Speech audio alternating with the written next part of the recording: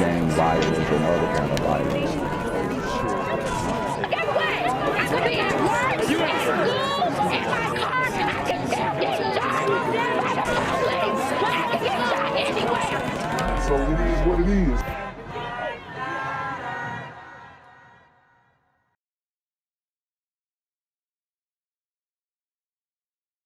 What's good, YouTube? It's a Black Gen Z Mindset. Make sure you go ahead and like, comment, share, subscribe, and let's get into the video. President Joe Biden announcing today the retirement of Supreme Court Justice Stephen Breyer. It is significant on so many levels, including clearing the way for Biden's first nomination. Earlier today, he reiterated his campaign promise to nominate the first black woman to the Supreme Court. One of the frontrunners to take the seat is from South Florida. Local 10's Christina Vasquez is live in Pinecrest with details on Ketanji Brown Jackson. Christina. All right, so we have the first black woman to be appointed to the Supreme Court, right? This could be a good thing. Hopefully it is. You know, this Ketanji, she's educated. She went to Harvard, and you know, we know that what Harvard is spitting out these days is a little different. But nonetheless, obviously she went through rigorous education, more education than me. So hopefully, even though we all see that Biden is doing a token hire, okay, this is to clean up his presidency. Even though he's doing this in this act, maybe she will give us some real justice. Maybe she will push and uphold constitutional values, or maybe not. You know, who knows? But I did think it was interesting, and I wanted to highlight this because I think we definitely need to keep an eye on her and just see, you know, what she is up to. Maybe look into some of the cases she presided over in the past. But I think that this woman being on the Supreme Court could potentially, if she is in her right mind, if you will, if she understands the issues that are going on, which I don't know, who knows? I don't know her politics. I'm just basing this off of the little research that I did of her, but maybe it'll all work out for the better. You know, but I honestly, they picked her for a reason. So she might turn out to be like another Kamala Harris or something like that, but just in the Supreme Court, where she'll have, in my opinion, a bit more power. And before she was a federal appellate judge, she was a debate champion right here at Miami Palmetto Senior. And we found that just the news that she is the lead candidate for this possible historic Supreme Court nomination has already inspired so many. That we need to have more representation, and that's exactly what she's doing. Panther pride at Miami Palmetto Senior High, palpable. We were very excited when we saw that she did come from Palmetto. As the campus buzzed with the news, one of their own, class of '88's Ketanji Brown Jackson, is believed to be a frontrunner for a Supreme Court nomination, a move that would make history. It shows that we can do more stuff in life instead of just Do more stuff. Be what people think we are. For student Desiree Alfred, the possible nomination would mark the first time she would have the opportunity to see herself reflected on the high court. I'm happy that black women are starting to be seen. An opportunity that my grandparents would not have been able to even fathom. Last year, President Biden nominated Brown Jackson, a Harvard Law School graduate, to the D.C. Circuit Court of Appeals. She also served as a clerk for Justice Stephen Breyer. A very justice, she is now considered a leading candidate to replace. The fact that she grew up in Miami and got her education here is really very exciting for us. Palmetto Principal Victoria Dobbs says Brown Jackson was a student body president and is remembered as a driven student who excelled in the sciences, drama, and debate. In this official yearbook from 1988, she wrote, quote, "I want to go into law and eventually have a judicial appointment." And it is the beauty and the majesty of this country, that someone who comes from a background like mine could find herself in this position. And so I'm just enormously grateful. Like, listen to how they're talking around just saying, hey, black people didn't have this opportunity back in the day. I don't see nothing wrong with it. I just hope that she's not like super woke and all that other kind of stuff, but she probably is, honestly. You know, most sisters are, but maybe because of her law background, she'll be more objective. I don't know. We'll just have to watch. The president today said he will make his decision by the end of next month. Before then, but I can tell you it was so clear to us that no matter what he decides, the folks here are already so proud of her. Reporting live for you tonight, I'm Christina Vasquez, Local 10 News. So let's say hypothetically, a Supreme Court justice was to retire and announce it on his or her own terms. Does President Biden plan to honor his pledge to nominate a black woman to the court? Well, I've commented on this previously. The president has stated and reiterated his commitment to nominating a black woman to the Supreme Court, and certainly stands by that. For today, again, I'm just not going to be able to say anything about any specifics until, of course, Justice Breyer makes any announcement, should he decide to make an announcement. Judy, the underground gunfight between police and 3 suspects in a reported stolen car happened at Lower Wacker and Columbus Drive. It was early evening, and police had just cornered the car when the shooting started. Grainy video shows a Chicago police unmarked SUV blocking in the suspect vehicle that then tries to back up but hits the car behind it as a uniformed CPD officer goes to the passenger side of the sedan that had been reported carjacked. That officer hits the pavement and a shootout begins. Wow. These dudes ain't playing in Chicago. They bussing and they whacking off cops. Within a few seconds, the officer is up from the ground, joined by others who surround the car and take 3 men into custody. During the firefight, 1 suspect shot several times and wounded, now in critical condition. Wow. So, contrary to popular belief, most people would have thought the police would have just started dumping. Most people would have thought the police would have just started dumping at the car if they shot at the police. But they ended up taking the suspects into custody. I mean, and only critically injuring 1. That's a damn good job. Up from the ground, joined by others who surround the car and take 3 men into custody. During the firefight, 1 suspect shot several times and wounded, now in critical condition. No police were hit by gunfire, but the vehicle that had been carjacked is pockmarked by bullet holes, confirming witness statements that as many as 10 shots or more were fired. There was dimpling on the windshield, which means bullets were going either out of the vehicle towards the officers and or into the vehicle, but you can tell gunfire was going through that front windshield.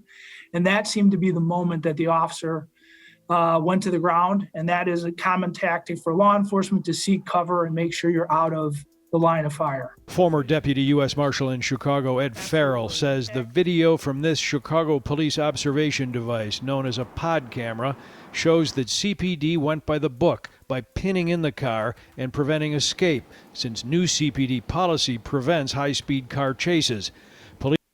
Wow. So, since they can't chase the suspects down, they have to use different maneuvers, and they pretty much they've adapted pretty well. I would say, you know, that's a, you know, a good idea. Just block the car in, point blank. So the police, they're getting more tactical. They're you know, adapting to the situations. They had to cut a lot of their force because officers didn't want to abide by the mandate, and they're still adjusting. They got a tough job there in Chicago, and you know, it looks like they're doing their thing. Like they're adapting, but you know, they're taking L's too. not solving as many murders, which is, it is what it is. You can't even at this point, you can't even ask them to solve the murders. You just got to ask them to just stop whatever they can see, because these dudes are getting let out a dime a dozen. Dudes that they arrested months ago, they see them back out on the streets. What do you expect? Police officials say these were the two guns found at the scene, a small pistol and a revolver. Just remember, criminals Outgunned and outmanned. will utilize any weapons they can get their hands on. And sometimes they're just forced with what was stolen recently or what was trafficked from another location. 2 Chicago police officers were hurt during the incident, but not from gunshots. They needed treatment, but the injuries were not serious. So far, the 3 men taken into custody have not been charged. So we're on a major developing story here, and it's video you really have to see. Look, it's just straight up creepy, quite frankly. A man caught on camera peering right there into a woman's window. This happened. Yo, this ain't no Peeping Tom. This ain't no Peeping Tom. This is a Peeping DeQuasi. Hold on, y'all seen the video that I did on DeQuasi? This a Peeping DeQuasi. This ain't no Peeping Tom. This man, and this is in Atlanta. This man is out here going all the way. This is wild. This woman says he's staring into the living rooms, looking at other people in the building. That's crazy. He gonna do something if he catch one of these chicks slipping. He gonna do something, but this ain't no Peeping Tom. This a peeping just straight up creepy. DeQuasi. Quite frankly, a man caught on camera peering right there into a woman's window. This happened in Midtown, and now police are saying that they're actively looking for the guy right near Myrtle and 7th. Channel 2's Christian Jennings is live on this one for us. And Christian, there's a history of Peeping Toms there, and this is just a few hundred yards from Piedmont Park. Woo! What if this dude was the Piedmont Park murderer? That would be wild. But I told you guys, man, everybody talking about, man, come to Atlanta. Hey, shit. Right, we're on Myrtle Street. Let me just show you this right here. This tells the story, okay? The woman, one of the many victims in this situation, made these flyers, posted these. It says, if you see this man, call 911. He is stalking young women. And actually, these flyers are all up and down the street. And when you get right up to the apartment where this happened, it says, I see you. We are watching you. Let's get right to That ain't gonna stop a Peeping DeQuasi, though. That ain't gonna stop no Peeping DeQuasi. I don't know. I mean, these super gremlins, they don't care if there's wanted posters. They still out there on the block. Come on, man. They will go onto a property that says no trespassing. Trespassers will be shot. They'll still run up in your home. So don't think that these little signs is gonna spook a Peeping DeQuasi. Nah. video that one of the victims posted to Nextdoor, and of course it's blown up, as you can imagine. She's just very concerned for other women and concerned for her own safety. In fact, we just interviewed her about 5-10 minutes before. Yo, my man's is busting slack too. Tell me why these super gremlins always busting slack. This report, and she told us that when I knocked on her door, she actually crouched down in the corner, terrified, looked at me on the Ring camera because she didn't know who I was. I mean, she's scared to even open her own front door. We ended up talking to her because I talked to a neighbor, and she let her know that I was with Channel 2 and wanted to speak to her. And she says that this guy has now peered into her window twice in the past week or so. Uh-oh. That Peeping DeQuasi see something that he like. Hey. Oh my God. Hey, this is horrible. I don't know why I'm laughing, but this is horrible. Yo, Buddy is off the rails. This is different, okay? Yeah. Honestly, if you see the Peeping Tom, call 911. But like I said, these little posters and whatnot ain't gonna stop no Dequazi. No super gremlin on demon time. You think a little poster gonna stop him? I was texting with another woman that lives over here. She says he's visited her home and peered in her apartment window 7 times since about July. She's filed police reports. 7 times since July. Woo! That boy Dequazi, he finna do something crazy soon. Soon. APD says they are looking for this guy. Let's show you this flyer one more time. Again, they are up and down the street here. If we can pan to the right, you can see tree after tree after tree has these flyers. So people are aware that this is happening and they are frustrated. The woman you're going to hear from on Channel 2 Action News at 11, just terrified, scared to go to sleep at night in her own home. Reporting live here in Midtown Atlanta, Christian Jennings, Channel 2 Action News. And there's so many windows in that neighborhood on the first level where this guy or anyone can peer into. Christian Jennings, again, we'll have more on WSB tonight at 11. Thank you. All right, guys. So the moment you have all been waiting for. Where are the donations? Gifts and donations. Nah, shout out to Dr. Umar. He probably watched my videos and hate my videos. But we have to figure out what is going on with BLM. Okay? So I have a couple articles that I want to show you here to just expose them even more and show how much of a fraud organization they are. It's crazy, and people fell for it, hook, line, and sinker. One of the greatest unprosecuted Ponzi schemes to ever live. Okay? This is this is different. But anyways, let's get into it. BLM's millions unaccounted for after leaders quietly jumped ship. No one appears to have been in charge at BLM for months. The address it lists on tax forms is wrong, and the charity's 2 board members won't say who controls its $60 million bankroll. A Washington Examiner investigation has found. BLM's shocking lack of transparency surrounding its finances and operations raises major legal and ethical red flags. Multiple charity experts told the Washington Examiner. Like a giant ghost ship full of treasure drifting in the night with no captain, no discernible crew, and no clear direction. Wow, I mean, they sound like me. They sound like they're describing the community. Charity Watch Executive Director Lori Styron said of BLM. BLM co-founder Patrisse Cullors appointed 2 activists to serve as the group's senior directors following her resignation in May amid scrutiny over her personal finances, but both quietly announced in September that they never took the jobs due to disagreements with BLM. They told the Washington Examiner they don't know who now leads the nation's most influential justice or social justice organization.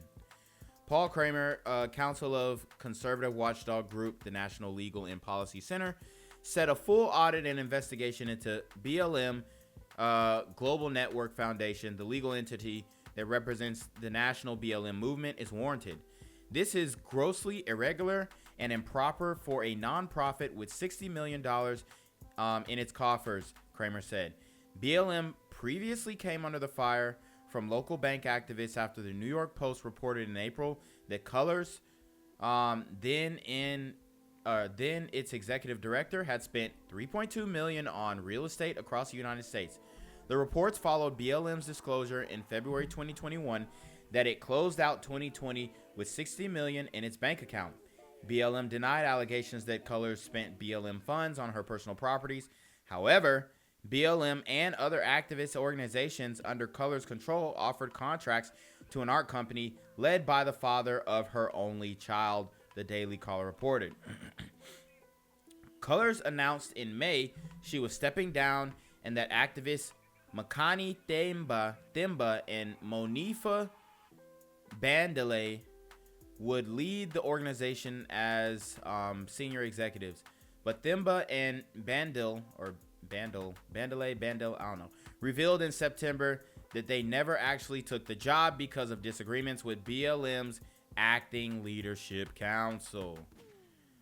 Wow. So Makani Thimba said, nah, I ain't with it. And this is a pretty long article. I won't stretch it, but basically they capping.